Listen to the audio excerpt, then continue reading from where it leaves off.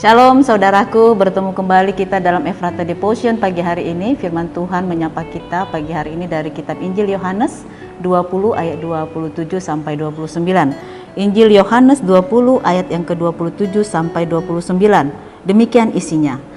Kemudian ia berkata kepada Thomas, "Taruhlah jarimu di sini dan lihatlah tanganku. Ulurkanlah tanganmu dan cucukkanlah ke dalam lambungku, dan jangan engkau tidak percaya lagi, melainkan percayalah." Thomas menjawab dia, "Ya Tuhanku dan Allahku."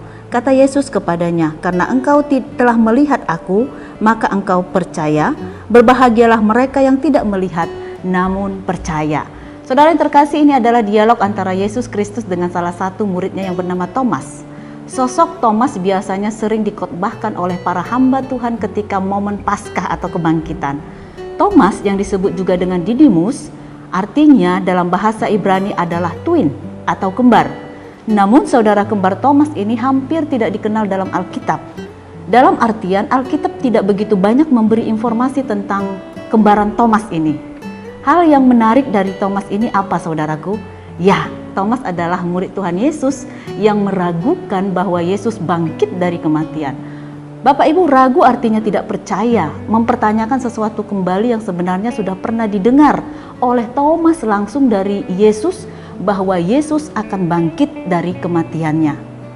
Saudaraku, ada banyak kemungkinan dan kecenderungan di mana kita mungkin pernah sama berada di posisi Thomas. Ragu akan firman Tuhan, ragu akan janji Tuhan, ragu akan penyertaan Tuhan, kurang percaya akan kuasa dan pemeliharaannya. Kisah Thomas ini memang pada akhirnya berakhir dengan happy ending. Yesus langsung mendatangi Thomas. Ini artinya Yesus tidak ingin muridnya itu tinggal terus dalam keraguan-keraguannya. Yesus menyuruh Thomas mengulurkan tangannya dan mencucukkannya ke dalam tangan Yesus serta lambung Yesus. Peristiwa ini memberi dampak besar bagi kehidupan Thomas. Keraguan-keraguannya akhirnya ia percaya. Selanjutnya Thomas menjadi rasul atau murid Yesus yang sangat efektif dalam memberitakan Injil. Thomas memberitakan Injil sampai ke India. Bahkan fakta mencatat kematian Thomas karena Injil tidak main-main saudaraku. Tubuhnya dibakar, namun tidak mati. Lantas tubuh Thomas dihujani tombak-tombak hingga ia mati. Keraguan-keraguan ketika menjadi satu keyakinan itulah yang disebut dengan iman. Membuat Thomas menjadi seseorang yang sangat berguna bagi pekerjaan Tuhan. Saudara, apakah keyakinan kita yang teguh tentang kebangkitan Yesus membuat kita berani untuk memberitakan Injil? Tuhan Yesus memberkati. Mari kita bersatu dalam doa. Tuhan, terima kasih Engkau sudah bangkit bagi kami, dan biarlah Tuhan kami boleh yakin akan kebangkitan-Mu.